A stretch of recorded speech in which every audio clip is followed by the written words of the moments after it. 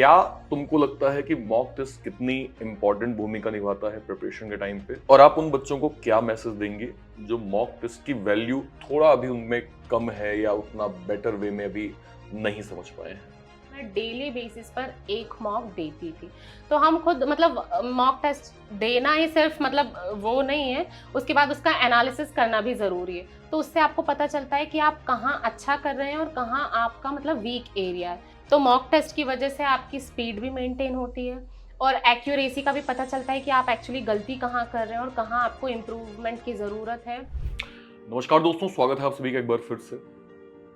हमेशा जब हम तैयारी करना स्टार्ट करते हैं तो कई ऐसी प्रॉब्लम्स होती हैं जो हम देखते हैं, कॉमन जनमानस में ये चीज देखने को मिलती है। 100 स्टूडेंट अगर तैयारी कर रहे हैं तो हमने ये भी देखा है कि गिनती की अगर मैं 100 की बात करूं तो 30 से 40 ऐसे स्टूडेंट होते हैं जो उस चीज को क्रैक कर लेते हैं, फोड़ लेते हैं। लेकिन आज भी हम ये चीज देखते हैं कि 60-70 ऐसे बच्चे होते हैं जो एग्जाम नहीं क्रैक कर पाते। ऐसा नहीं है कि उनके पास रिसोर्सेज की कमी है, मतलब ऐसी कोई प्रॉब्लम नहीं है, लेकिन वो जो एक मोटिवेशन डिमोटिवेशन फैक्टर होता है, कई एक्सटर्नल फैक्टर्स होते हैं।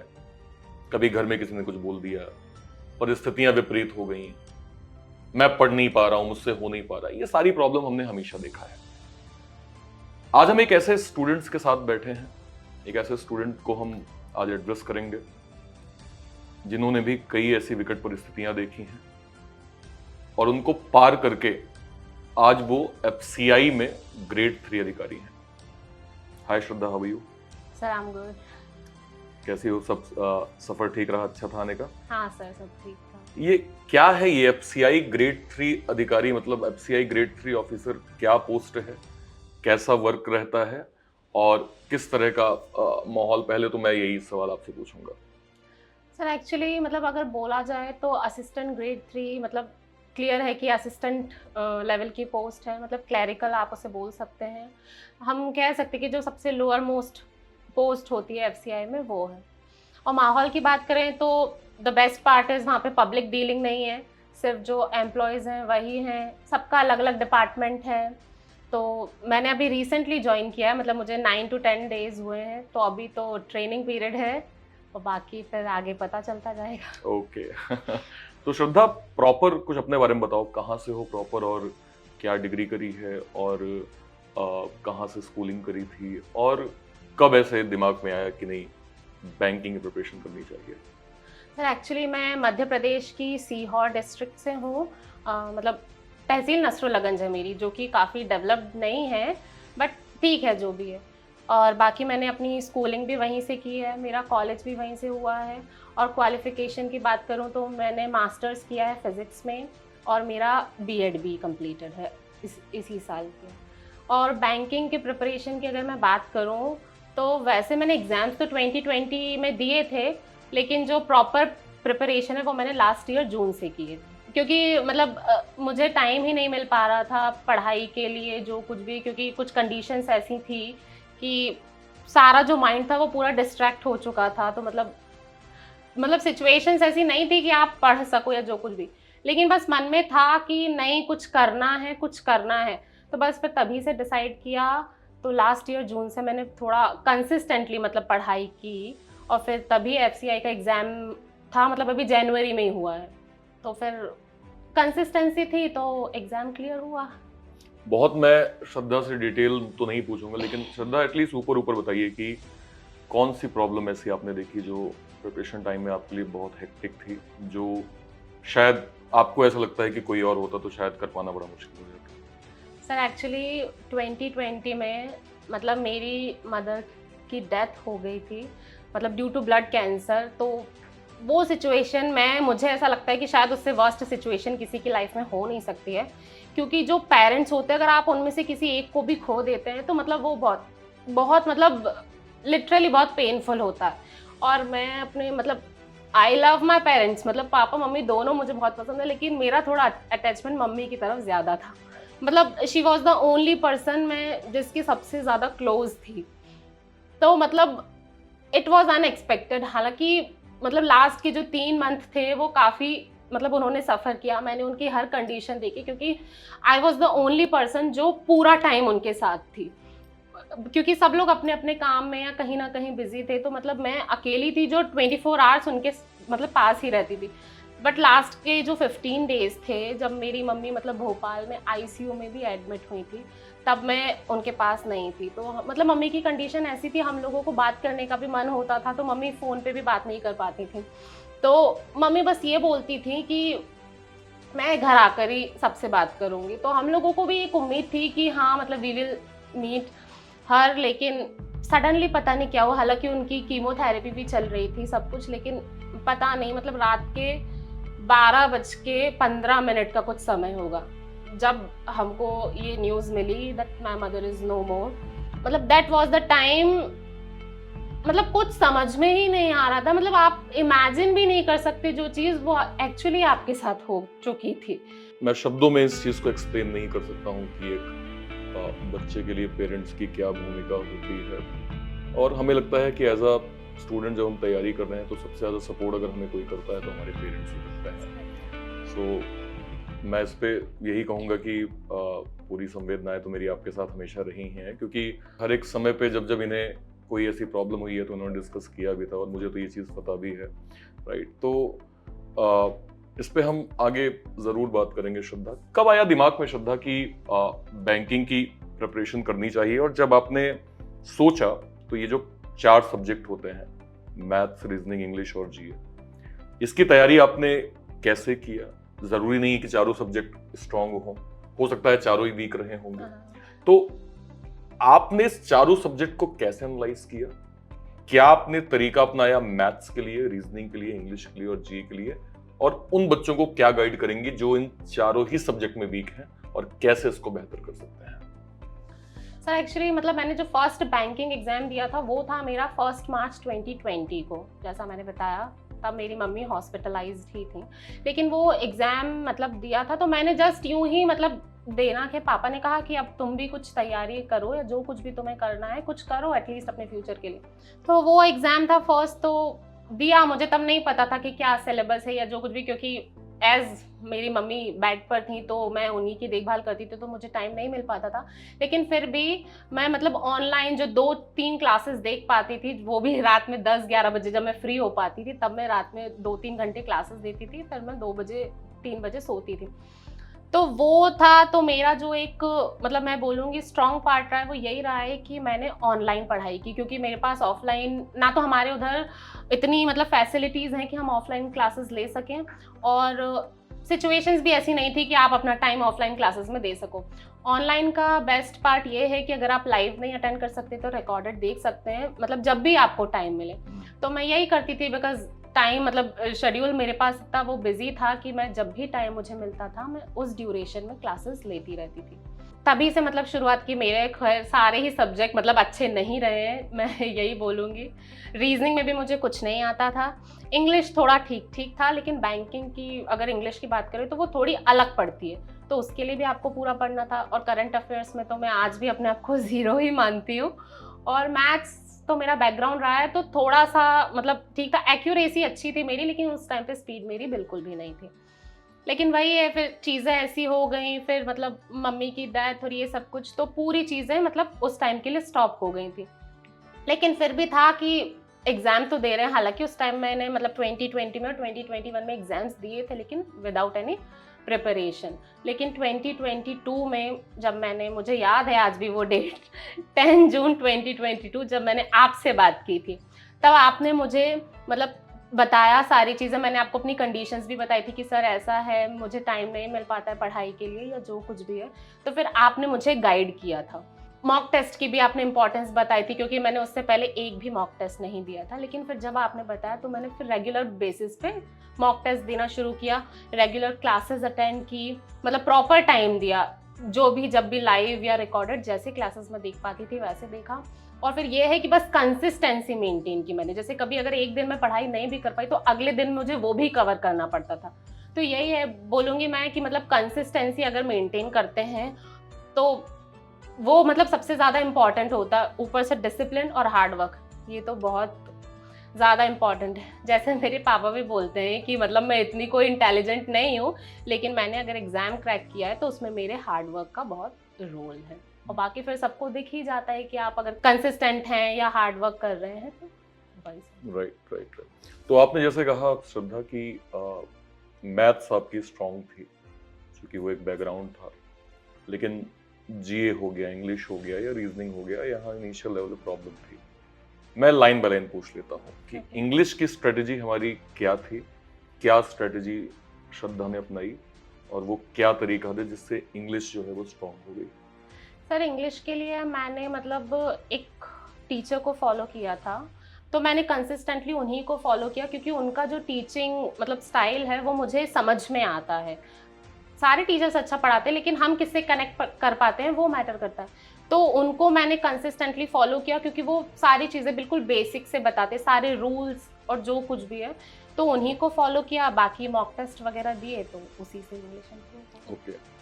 और जीए की अप्रोच क्या थी आपकी, जीए को कैसे किया? सर जीए के लिए भी क्लासेस ली बिकॉज रीडिंग मुझे मतलब उतना ज़्यादा टाइम नहीं दे पाती थी मैं रीडिंग के लिए, तो लाइव क्लासेस ही लेती थी। तो जो भी जितनी चीज़ें माइंड में रह गई ठीक है, फिर उसका अगले दिन मतलब रिविजन भी करते थे, तो इस वजह से फिर वो भी मतलब गेन करते गए। और रीजनिंग को कैसे बेहतर किया? सर रीजनिंग में तो मैं लिटरली ज़ीरो थी बिकॉज मुझे नहीं पता था क्या क्या होता है, सारे टॉपिक्स मेरे लिए नए थे। मतलब थोड़ा बहुत अगर जनरल देखा जाए तो ठीक है, नाम से तो है ही ठीक है, लेकिन वो सारे तो सर रीजनिंग के लिए तो one and only mister Arpit sir, उन्हीं को मैंने कंसिस्टेंटली फॉलो किया है। तो जिसकी वजह से सर मतलब एक टाइम ये आ गया था कि चारों सब्जेक्ट में मेरा स्ट्रॉन्गेस्ट सब्जेक्ट रीजनिंग बन गया था, तो the whole credit goes to you. Nice. ये इसके लिए मैं जरूर कहूंगा सुबह 10 बजे बैंकिंग वाला यूट्यूब चैनल पे जरूर से जरूर आप मेरे साथ जरूर जुड़िएगा। सो श्रद्धा, किस तरह के चैलेंजेस जैसे हम जब तैयारी कर रहे होते हैं, तो जैसे आपने एक प्रॉब्लम तो बताई ही है, उसके बाद जितना मैं थोड़ा सा जरूर शेयर करूंगा कि आई थिंक घर के काम को भी आपको देखना पड़ता था, है ना, कई चैलेंजेस आते थे, कभी कभी ऐसा भी होता था कि अब नहीं हो रहा है मुझसे, है ना, वो बातें भी मेरे तक आती थी, है ना, मैं भी उसको कोशिश करता था कि कुछ लेवल पे आपको समझा सकूं। तो ये प्रॉब्लम और जो एक आस पड़ोस की प्रॉब्लम होती है ना, बड़े चिंताग्रस्त लोग हो जाते हैं जब हम तैयारी कर रहे होते हैं। तो हाँ, मतलब ये एक रियलिटी है कि आप कोई चीज करना स्टार्ट करिए, पड़ोसी आपका इमीडिएट पूछना चाह रहा है कहाँ तक पहुंचे, अब कहाँ तक पहुंचे भाई, अब क्या प्रोग्रेस है, और स्पेशली जो रिलेटिव्स होते हैं।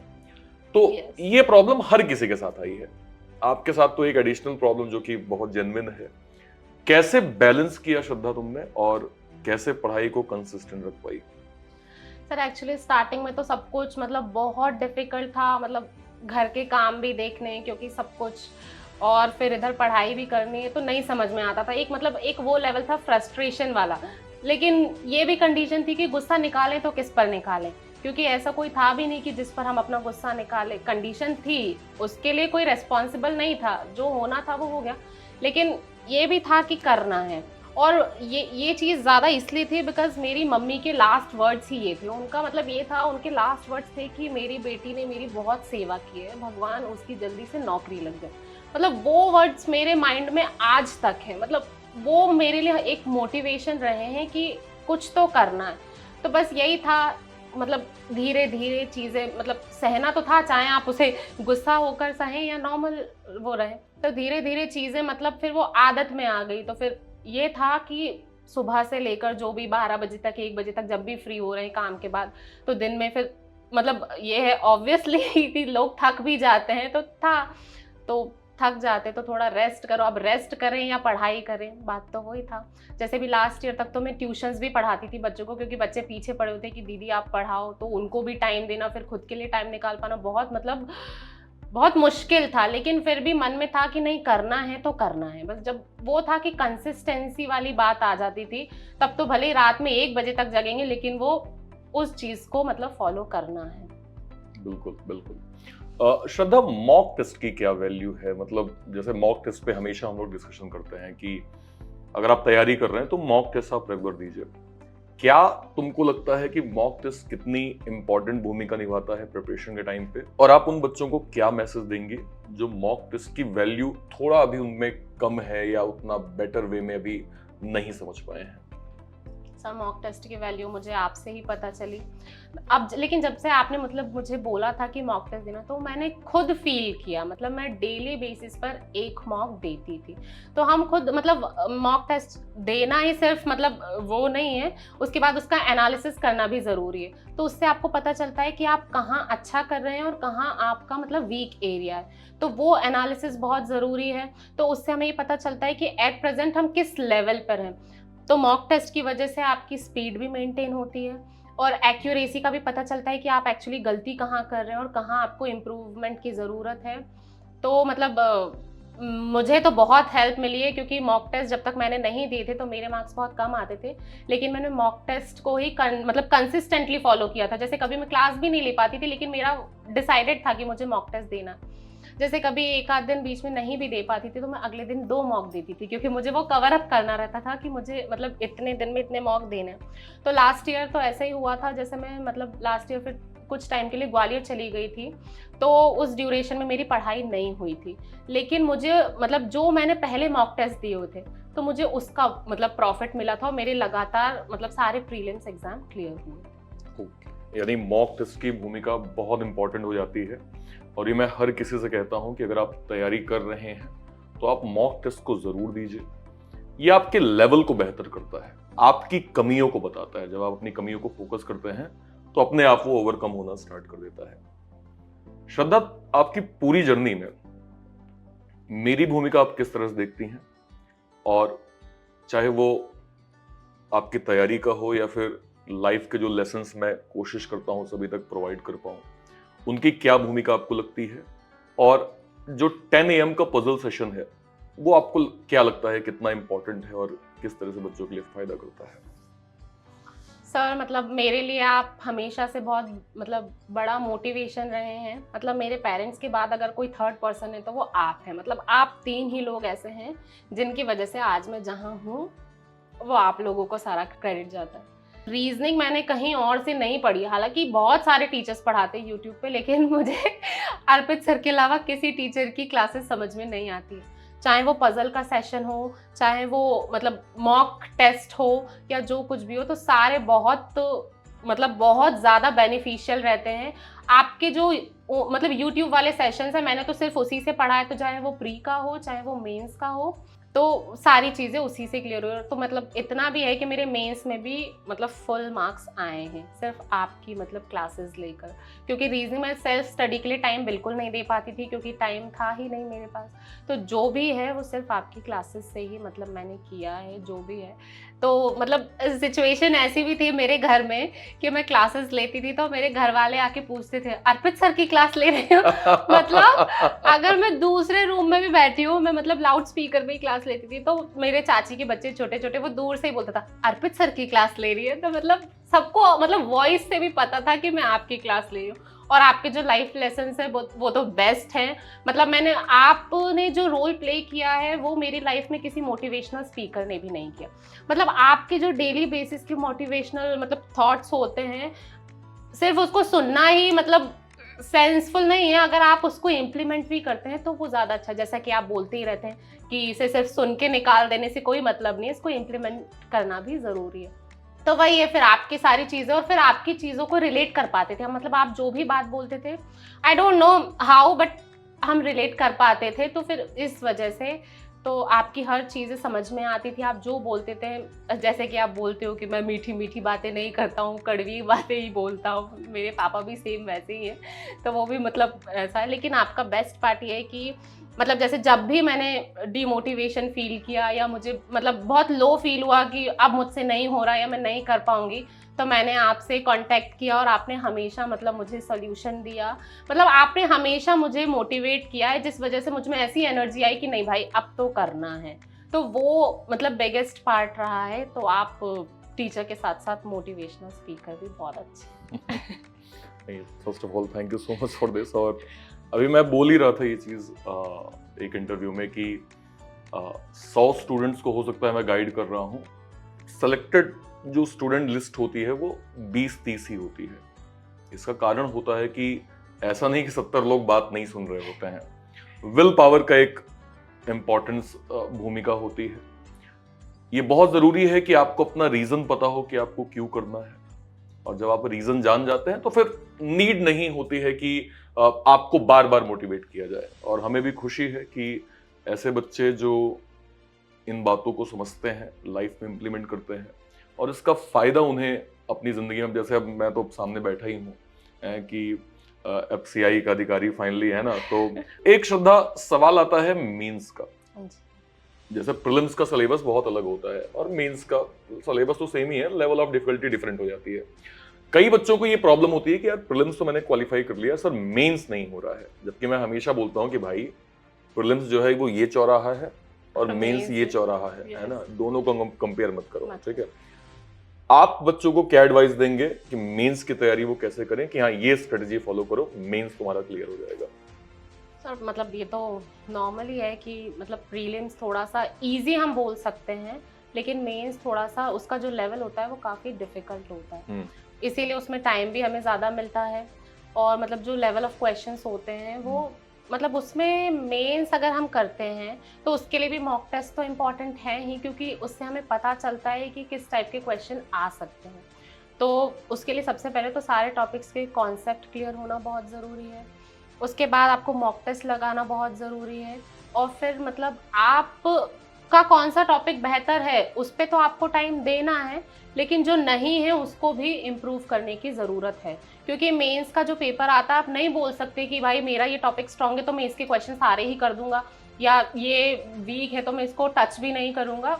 तो इसलिए क्योंकि आप जब एग्जाम देते हो तब आपका माइंड बहुत अलग स्टेट में होता है, क्योंकि क्या क्वेश्चन आ रहे हैं। कभी कभी ये होता है कि जैसे हम लोग पूरा पेपर देख भी नहीं पाते हैं कि कौन कौन से क्वेश्चंस आए, तो उस टाइम पे हमें स्मार्ट अप्रोच यूज़ करनी चाहिए कि मतलब ये नहीं है कि ये मेरा फेवरेट टॉपिक है तो मैं इसको तो करूँगा ही, या जो कुछ भी। तो आप उसमें पहले तो सबसे पहले पेपर को गो थ्रू करें कि मतलब क्या क्या क्वेश्चंस आए हैं, एक बार जस्ट मतलब जनरल रीडिंग करें कि हाँ क्या क्या क्वेश्चन, उसके बाद आप डिसाइड करें कि हाँ ये क्वेश्चंस मुझे करने, क्योंकि मेंस में टाइमिंग की तो खैर कोई कमी होती ही नहीं है, लेकिन उस टाइम पे आपको चूज़ी होने की बहुत ज़रूरत पड़ती है, क्योंकि क्वेश्चंस आपको मतलब वही अटेम्प्ट कर पाओगे जो आपसे बनेंगे। क्योंकि बहुत मेरे साथ भी ऐसा हुआ है ना कि मैंने वो टॉपिक उठा लिया कि मेरा फेवरेट है भैया चलो इसको करते हैं, लेकिन जब करने गए तो वो बना नहीं, तो ना ये हो पाया ना वो हो पाया और टाइम पूरा वेस्ट हो गया।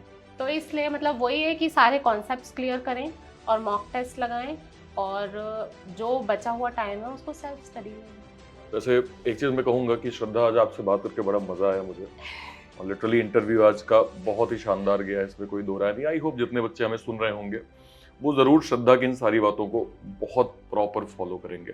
श्रद्धा, एक आखिरी सवाल मैं ज़रूर पूछूंगा। Yes sir. इस समय फिलहाल हम सभी को जो है बच्चे लगातार देख ही रहे हैं, सारी बातें तो आपके उन्होंने सुनी ली है। एक मंत्रा श्रद्धा क्या दोगी बच्चों को कि ये तरीका है, ये स्ट्रेटेजी है, ये मंत्रा है, ऐसे चलोगे तो हो जाएगा, ऐसे चलोगे तो नहीं होगा?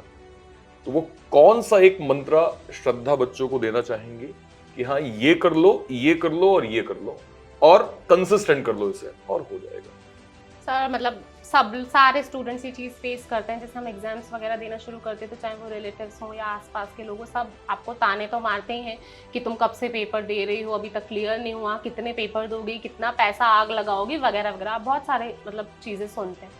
लेकिन अगर आपके माइंड में आपने सेट कर लिया कि ठीक है बोलने वाले बोलते रहेंगे, हमें इनको नहीं सुनना है, प्लस आपके अगर पेरेंट्स सपोर्टिंग हैं, मतलब ठीक है मैंने भी बहुत सारी चीज़ें सुनी है, बहुत सारी चीज़ें झेली है, बट स्टिल मुझे ये है कि मेरे पापा ने हमेशा से हमारी पढ़ाई में, मतलब मेरी नहीं, हम 4 भाई बहन हैं, चारों की पढ़ाई में उन्होंने कभी कोई कमी नहीं आने दी। जिसने बोला है वो, एक बार को ऐसा भी हो जाता था कि बोला पापा आपको ये कपड़े चाहिए तो कपड़े नहीं लाएंगे, लेकिन अगर बोला बुक चाहिए तो वो बुक तुरंत हाजिर हो जाएगी। तो मतलब पढ़ाई के लिए मम्मी पापा दोनों बहुत सपोर्टिंग रहे हैं, तो इसलिए मैं अपने आप को लकी मानती हूँ कि मतलब मेरे इतने अच्छे पेरेंट्स मुझे मिले। और अगर मतलब एग्ज़ाम क्लियर करना है तो उसका तो सीधा सा है, मतलब मैंने जो फॉलो किया, मैंने किसी एक पर्टिकुलर प्लेटफॉर्म को फॉलो नहीं किया। मुझे मतलब टीचर्स, मैं पर्टिकुलर एक एक टीचर्स को फॉलो करती रही कि हाँ भैया इंग्लिश के लिए इसको फॉलो करना है, रीजनिंग के लिए इनको फॉलो करना है। तो मेरे डिसाइडेड थे, चाहे यूट्यूब पे मतलब 100 टीचर्स पढ़ा रहे, लेकिन मुझे कोई फर्क नहीं पड़ता था। मुझे पता है कि मेरी इतने बजे ये मतलब रीजनिंग की क्लास है, इतने बजे इसकी क्लास है, तो मैंने सिर्फ उन्हीं टीचर्स को कंसिस्टेंटली फॉलो किया, अपने मॉक टेस्ट लगाए और दुनियादारी की बातों को दूर किया। मतलब अपना मतलब ये समझो कि कान बंद कर लिए थे, क्योंकि मुझे सिर्फ मेरा गोल दिखाई दे रहा था कि क्योंकि मुझे पता था कि मतलब स्ट्रगल के टाइम पे कोई साथ नहीं देगा पेरेंट्स और गुरु के अलावा, और बाकी जब आप सक्सेसफुल हो जाओगे तब हाँ ये हमारी भतीजी, ये हमारी भांजी और ये वगैरह वगैरह, ये हमारी दोस्त है, तो सब सारे रिश्तेदार सब बन जाते हैं।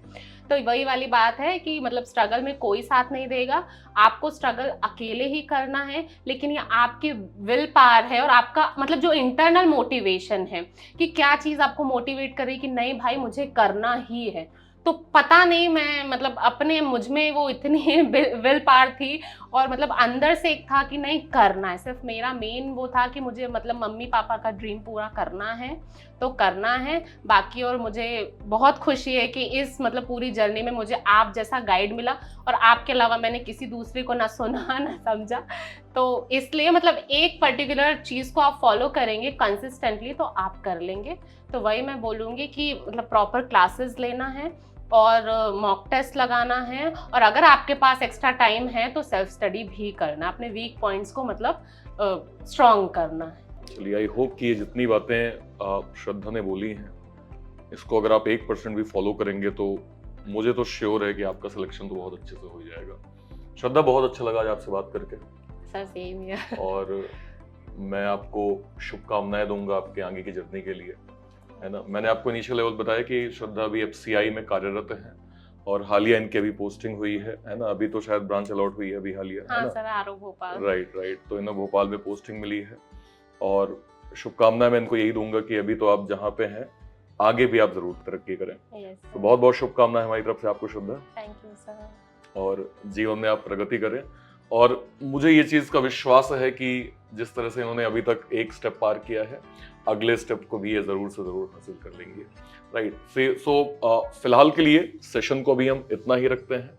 आई होप आपको श्रद्धा सिंह का ये सेशन बहुत अच्छे समझ में आ गया होगा कि उन्होंने क्या स्ट्रेटेजी बताई है, क्या तरीके बताए हैं।